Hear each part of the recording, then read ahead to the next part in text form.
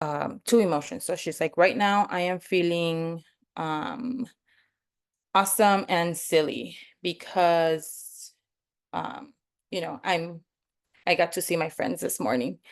So then the next student would say, I'm feeling impatient because I didn't maybe get enough sleep. Um, so then the other student would say, I'm feeling embarrassed because maybe they're in a new session, maybe they don't know the other students, so they kind of keeping it to themselves.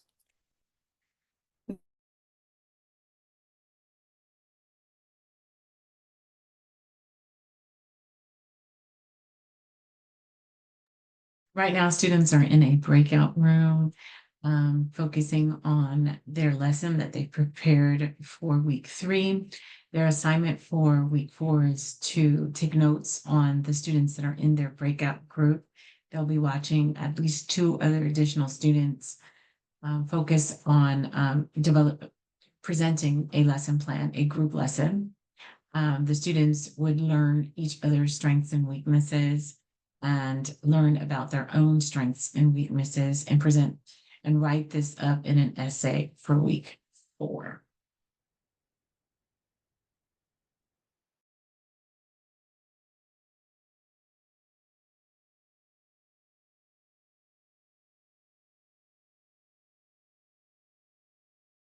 In danger, but your brain still thinks you are. So then you may have flip your lid, and you're really safe though. You're not really in danger.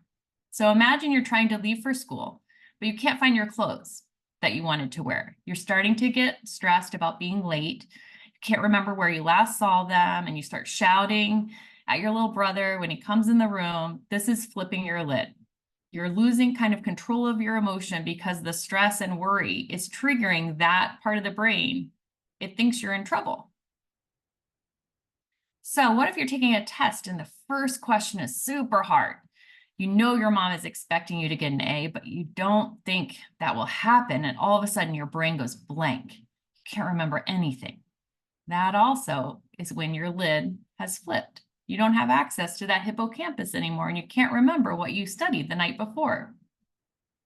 Or imagine you're outside starting on a skateboard home and you fall. You get so embarrassed that you start yelling about the sidewalks being dangerous and it's the principal's fault.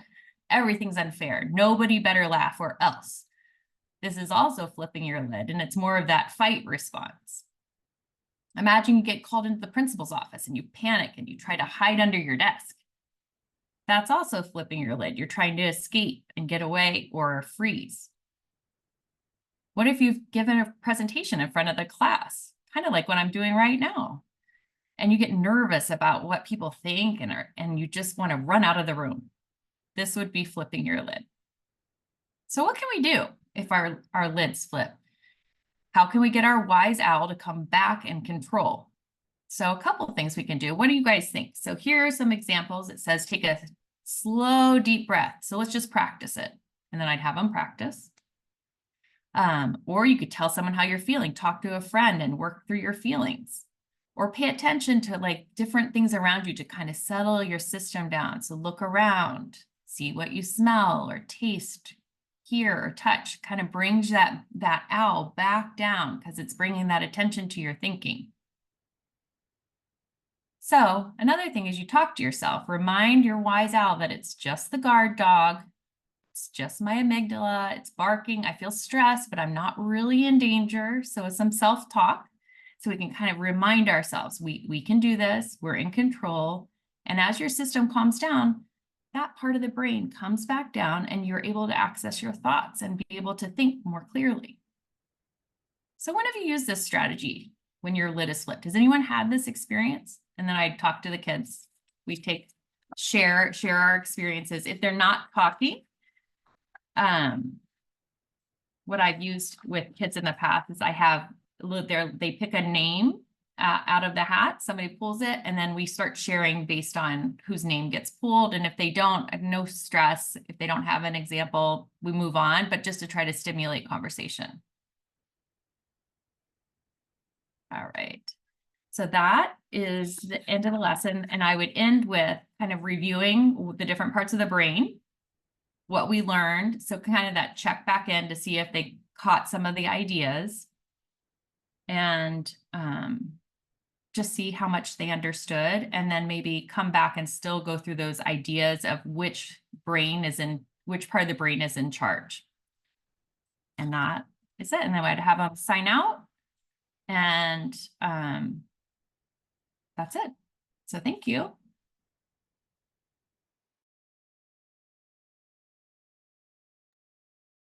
I'm currently moving through the different breakout groups, and also kind of recording samples of what the students have presented.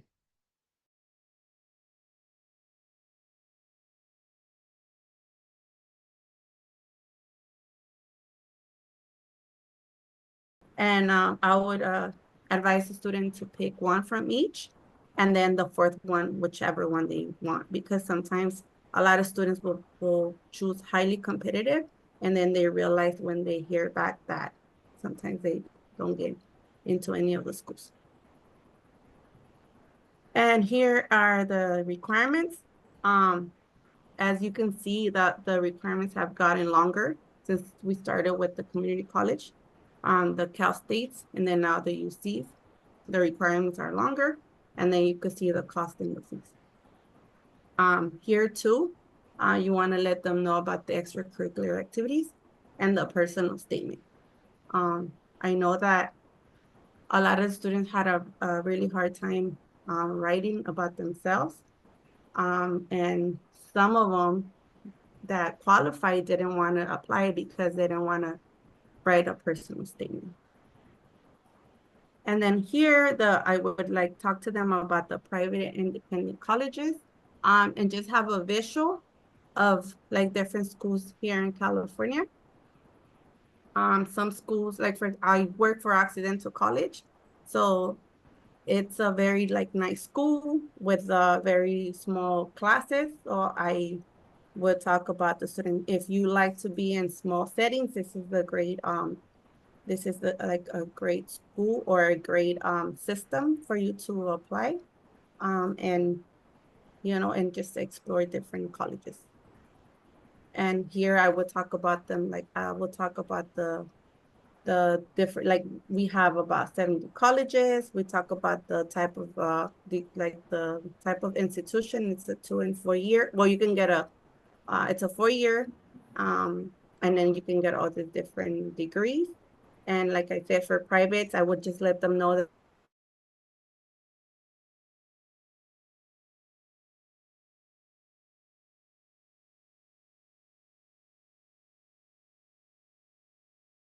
today. What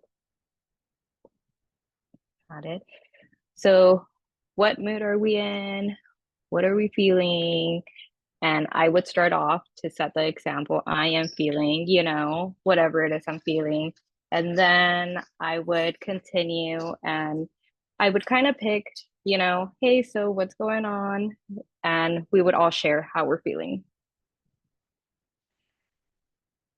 After that, we talk about what's going on this year. So how do you see yourself this year?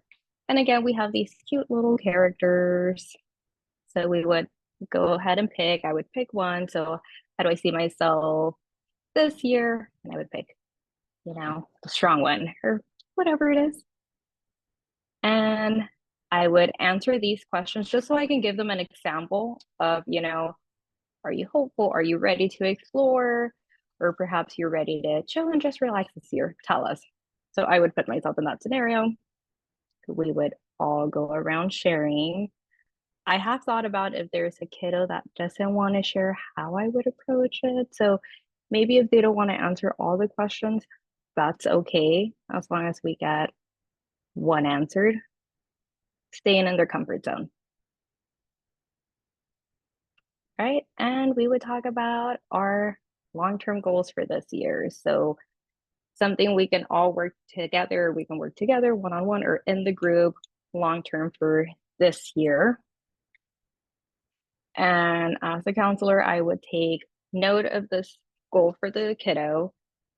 And each time, they make a step towards it, let them know, like, hey, you're closer to accomplishing this goal, as well as the short-term goals. I feel like short-term goals are, in my opinion, they're better for the little ones, only because it makes them feel good, Sometimes long-term goals are harder to, I guess, feel accomplished. But short-term goals, they can feel accomplished right away. And the same steps working together. And then we would track, what's overwhelming. What overwhelming emotion did you feel today? So this would be throughout our time doing the small group. Why did you feel this overwhelming? Or any emotion that we can journal. And I think as a counselor, I could probably keep a journal on this and kind of like track their data and see if it's like reoccurring or how I can help them. And we would read this cute little quote. Mental health is just like physical health. It requires regular maintenance and checkups. Take time each day to check with yourself, notice how you're feeling, and take steps to look after your mental health. And we would end it with, let's welcome the year with a hopeful heart. And then letting them know that the counseling office is open. And that was it. Sorry if I went too fast. I talk too fast sometimes. I thought it was great. I thought it was cute. I know you didn't make it, but it was very cute. I like the part where you talked about having goals, the short-term and long-term goals. I feel like it's so important for students to like have goals, to give them like expectations.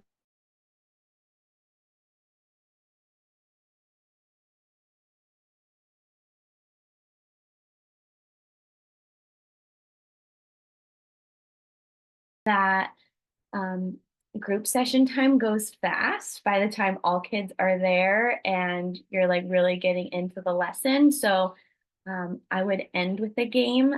That way we have as much time as is left in the session to play and practice. And that's it. That's my lesson. I can go first with the feedback. I think it's great. I love the structure that you have and how it builds, from just, doing the check-in, but also later talking about the zones and then having the kids do all this sort of like these 3 activities to sort out, scenarios. I love the idea of having scenarios for kids to, sort out and match to the feelings. I feel like it will work out well for the level that you plan this lesson for. And also, I do feel like you're saying that it will take more than 30 minutes to do all this, but I think that you could, because you have many activities and the activities build up so well that you can pick and choose, depending on how your time is going. But I do see this, working out, and it's great, amazing. That's a good point, timing wise, for sure. Yeah, it goes fast from what I mean, I know how it goes in the classroom, and then a 40-minute chunk, goes by real fast. It's, thank you. So for me, it shows that that. So I like that, how you said this is like session 2 out of a series of lessons. So I really like that it was focused on one thing, which I feel like I should have done. I think I'm going to write it on my paper of things to do. I love the sign-in sheet to keep as a record of attendance. And I like the, how you said something about group rules that you would have done the first lesson, so then it ties in. So I really like that. So they would remember kind of what they learned last time. And I like the fact that you had like group things to do and some independent work, just like how we talked in the discussion group last time. So yeah, it was really good. Like, it's so nice and it's cute looking, your presentation. Oh, thank you. Thank you. I modeled a lot of it just off of, like I said, what I saw in my practice. That's great. A lot of times with the groups, like you said, with the 40 minutes, it's important that you just have everything ready. Once you have everything ready, then it makes for the transitions a lot smoother. So once you finish, get a couple of answers and then move into the next thing, and just making sure that you're keeping track of time. And setting yourself a watch, you know, a timeline, and having it go off. Like if you only have 5 minutes on this section and 7 minutes on that section, that way you ensure that you get to the whole part of your lesson. And then also just recognizing that if you had to cut something else, if you had to cut something out because you got interrupted, how could you still have the students leave with one concept that they've learned that day, so it doesn't feel as though you've interrupted them? Thank you. Okay, I think I'm ready. Let me see. Hopefully I can share now. There. Okay, let me know if you can see my screen. Yeah, okay. So I designed mine as classroom lesson. And this is not actually mine. I borrowed this from a friend. She did this lesson with my peers. I used her information and tweaked it a little and made it mine with, you know, the idea that she had. So this one is on social awareness. And before starting, you know, going deep into, oh, and this lesson will be for high school. So I know that this is Inside Out, but I know that the kids really like this movie no matter what age. So I would start a check-in before starting our content, just, you know, asking, you know, who's in control of your mind. I would do this in a more like talking scenario because this is high school. So depending on the setup that the teacher has, I'm very big in using Kagan structures. I don't know if you guys are familiar with those, but I will do a quick, think, pair, share, or, a round robin with your group, who's in control of your mind today and why. Give even like 20 seconds per person to share, just to get them in, in that zone of like, okay, we're talking about emotions, feelings here. So we'll do the check-in, and then I will explain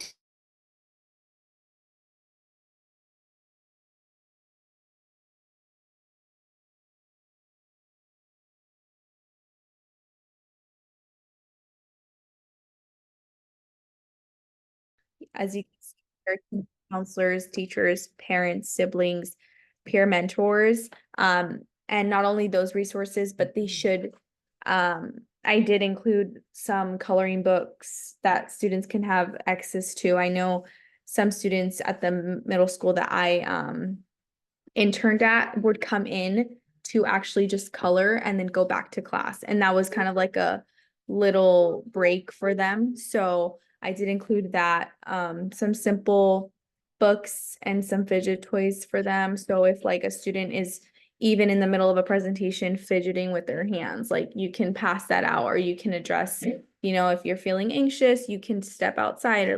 So kind of just give them those like pointers and reinforcement on it's okay to take a break if you need it. Even, I mean, obviously you would encourage them to do it in a polite way, but if they need to do it and you see that they need it, you can even just provide it for them so that they see that you're there as a resource and not just like an adult. Like, you don't want to be scary, you want to be welcoming to them. I guess that's what I'm trying to say. So I will also, after I'm done talking about the resources, I am going to talk about confidentiality, since it is important. And with middle school students, they do come in and speak on personal issues. So I want to address that it is essential for students to feel safe, respected, and secure when they're sharing information or discussing sensitive topics. So I want to like set the foundation of, this is a safe space and whatever you're going to say is not going to leave. Obviously, if there is a breach in confidentiality, them understanding what the breach is and why. So I will ask them, do you know what confidentiality is? If they say yes, or I've heard of it, but I don't know what it is. I will ask students if anybody can share what confidentiality is, and if they are willing to share, then they're more than welcome to, and I will go based off what they say. So if a student says, yes, I've heard of it, but I don't know exactly what it is, then I will elaborate on what the student says. So again, I will be sharing that information with them.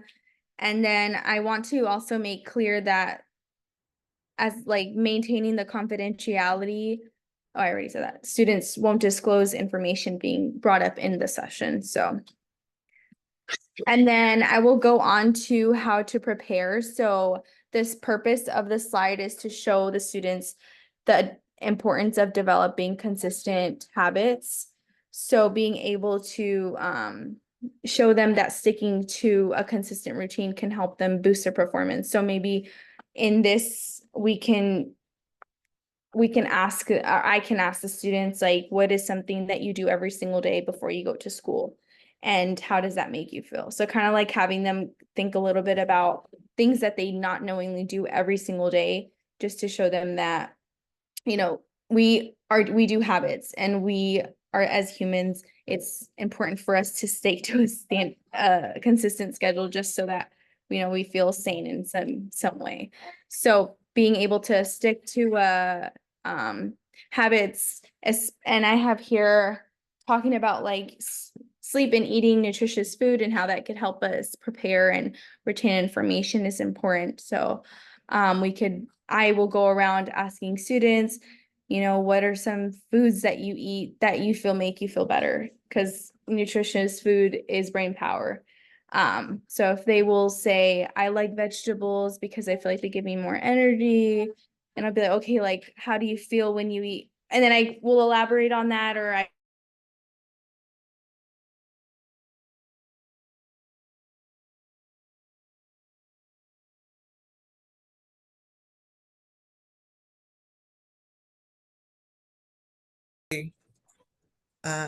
respond to what you're doing. So doing it this way to each other it's good practice, but at the same time, I feel like doing it in person with like a small group, it'd be a lot more helpful because I'd have like all my things ready and like the crayons and the whiteboards. So Well, and also to see their reaction. So just look yeah, at kids, when I've worked with them, sometimes I have to veer the other way because it's not catching them. So like, it's hard to know when you're doing it like this to like, okay, this is not working. They're not into it. I'm going to flip it around. yeah, And a gauge by their personalities and how they're responding. So it's a little trickier. yeah. Or like even maybe like show a little video of on what you're talking about rather than just talking, because I know my voice is just kind of the same, so it's not very engaging. Whether like listening to Cheryl, she's like, I was like, God, she's good at this, and I'm like, oh my God, I suck. Yeah, because that's why after like when I was discussing my components at the SEL, that's why I try to do like breakout groups and not try to bore them with a lot of talking. Yeah, and again, I think go ahead. For age group too, Joe, like they just tune out, I think. So I think it is, you had such a good point that to make them have some interaction with each other.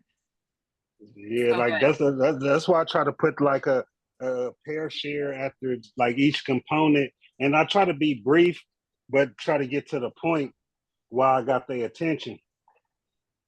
Yeah.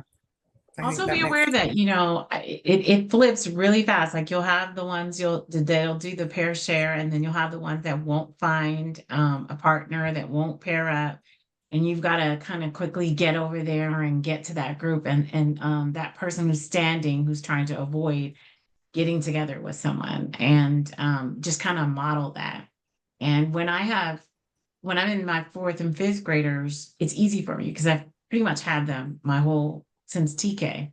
And if they're new to me, then I kind of say, oh, I'll partner up with you. And then I partner up with them just to see their level. And then that way they don't feel afraid, because they could be afraid of their peers, but not afraid of the adults. So it just kind of gauging it. And then if they're not talking to me, then I kind of say, okay, it's all right. Don't worry about it. And then I'll say, do you want to draw it? Do you want to write it? Or are you okay? You know, and then they'll let me know. Sometimes it's a language barrier. Sometimes it's not understanding what's going on. Sometimes it's shyness. It could be all of those things, but just making sure that they don't feel pressure and that they feel comfortable, you know, participating as much as they can. Because, you know, when your first lesson, you're just going to have them participate as much as they can. And then, like I said, that's why I try to do like coloring activities, all kinds of things, all the different modalities. Like I'll have the video, I'll have a book read, I'll have something. Because at some point they'll grasp onto that, and they won't do all of it. They'll do different parts of it. So, and then all I do is move around the room, see that they're interacting at one level, and then let the rest of it go. Because sometimes you just have to let it go. And then you kind of say, okay, this one didn't seem like they liked this group or didn't this or that. And then you kind of deal with that with the next time. Okay, my question, like elementary counseling, you say you go in and do lessons in the classrooms. And you gave us like time examples of how much time, depending on which grade. But how does it, do you like set up schedules with the teacher, or this is just when they expect you to come in on this day at this time? Yes, I send an email to them and I say, I'd like to do I always say I'd like to, just so they know that I'm available for it. Like I've noticed these things on the yard. I've noticed there's some conflict happening. So I want to give them some conflict.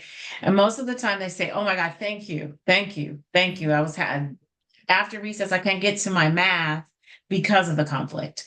So thank you. And then I just kind of go in there and provide a lesson of some sort. And then I build on that. It may start out with conflict resolution and then kind of building, but conflict resolution can apply to everybody. So even if, the boys are fighting about this, the girls are fighting about that, and it just changes. So, but at least everybody learns how to deal with the argument. Thank you. Welcome. Professor Bobo, can I send you my slide and you can, like, I know you got enough work, but can you like tell me how I can do it better or whatnot? Sure. Just go ahead and email that to me and I'll take a look at it and I'll let you know what you can use. Thanks. Hey, Sarah, like